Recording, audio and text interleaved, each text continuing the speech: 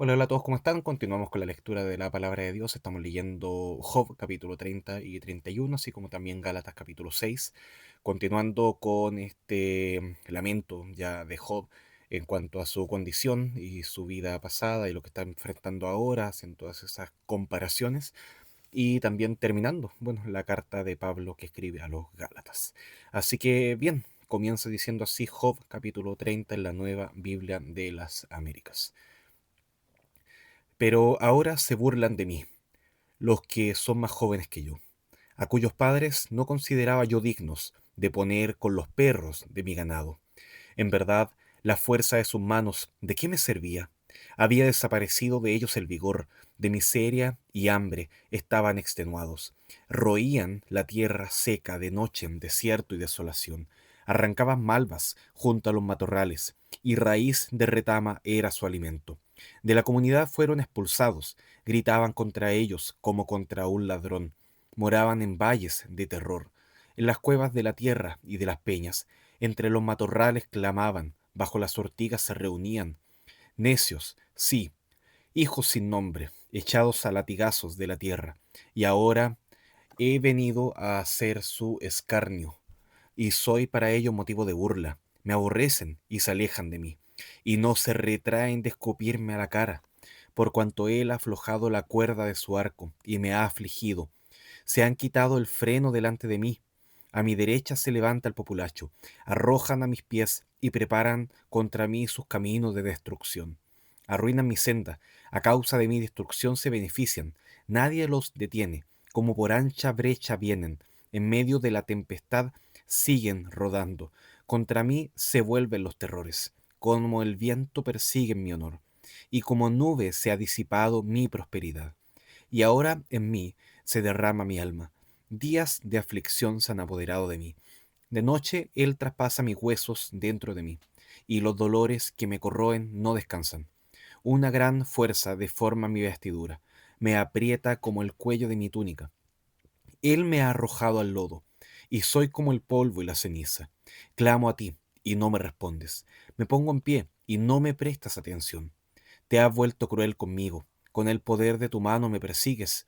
Me alzas al viento, me haces cabalgar en él, y me deshaces en la tempestad. Pues sé que a la muerte me llevarás, a la casa de reunión de todos los vivientes. Sin embargo, no extiende la mano el que está en un montón de ruinas. Cuando clama en su calamidad, ¿no he llorado por aquel cuya vida es difícil? ¿No se angustió mi alma por el necesitado? Cuando esperaba yo el bien, vino el mal. Cuando esperaba la luz, vino la oscuridad. Por dentro me hierven las entrañas y no puedo descansar. Me vienen al encuentro días de aflicción. Ando enlutado, sin consuelo. Me levanto en la asamblea y clamo. He venido a ser hermano de chacales y compañero de avestruces. Mi piel se ennegrece sobre mí y mis huesos se queman por la fiebre. Se ha convertido en duelo mi arpa y mi flauta en voz de los que lloran. Job capítulo 31. Hice un pacto con mis ojos. ¿Cómo podía mirar? ¿Cómo podía entonces mirar a una virgen? ¿Y cuál es la porción de Dios desde arriba o la heredad de Todopoderoso desde las alturas? ¿No es la calamidad para el injusto y el infortunio para los que obran iniquidad? ¿No ve Él mis caminos y cuenta todos mis pasos? Si he caminado con la mentira, y si mi pie se ha apresurado tras el engaño, que Él me pese en balanzas de justicia, y que Dios conozca mi integridad. Si mi paso se ha apartado del camino, si mi corazón se ha ido tras mis ojos, y si alguna mancha se ha pegado en mis manos, que yo siembre y otro coma, y sean arrancadas mis cosechas. Si mi corazón fue seducido por mujer, o he estado al acecho de la puerta de mi prójimo, que muela para otro mi mujer, y otros se encorven sobre ella. Por eso sería una terrible ofensa y una iniquidad castigada por los jueces, porque sería fuego que consume hasta el abadón, y arrancaría toda mi ganancia. Si he negado el derecho de mi siervo o de mi sierva, cuando presentaron queja contra mí, ¿qué haré cuando Dios se levante? Cuando Él me pida cuentas, ¿qué le responderé? ¿Acaso aquel que me hizo en el seno materno no lo hizo también a Él? ¿No fue uno mismo el que nos formó en la matriz? Si he impedido a los pobres su deseo, o he hecho desfallecer los ojos de la viuda, si he comido mi bocado solo, y el huérfano no ha comido de él, aunque desde mi juventud él creció conmigo, como con un padre, y a la viuda la guié desde mi infancia. Si he visto a alguien perecer por falta de ropa, y sin abrigo al necesitado, si su corazón no me ha expresado gratitud, pues se ha calentado con el vellón de mis ovejas, si he alzado contra el huérfano mi mano, porque vi que yo tenía apoyo en la puerta, que mi hombro se caiga de la coyuntura y mi brazo se quiebre en el codo, porque el castigo de Dios es terror para mí, y ante su majestad nada puedo hacer. Si he puesto en el oro mi confianza, y he dicho al oro fino, tú eres mi seguridad, si me he alegrado porque mi riqueza era grande, y porque mi mano había adquirido mucho, si he mirado al sol cuando brillaba, o a la luna marchando un esplendor, y fue mi corazón seducido en secreto, y mi mano tiró un beso de mi boca. Eso también hubiera sido iniquidad que merecía juicio, porque habría negado al Dios de lo alto. ¿Acaso me he alegrado yo en la destrucción de mi enemigo? ¿O me he regocijado cuando el mal le sobrevino? No, no he permitido que mi boca peque, pidiendo su vida en una maldición. ¿Acaso no han dicho los hombres de mi tienda?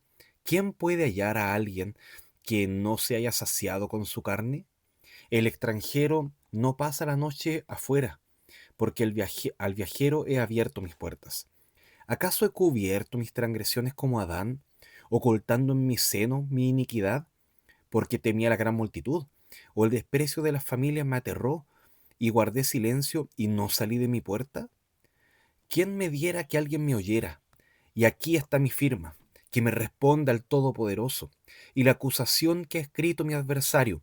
Ciertamente yo la llevaría sobre mi hombro, y me la pondría como una corona.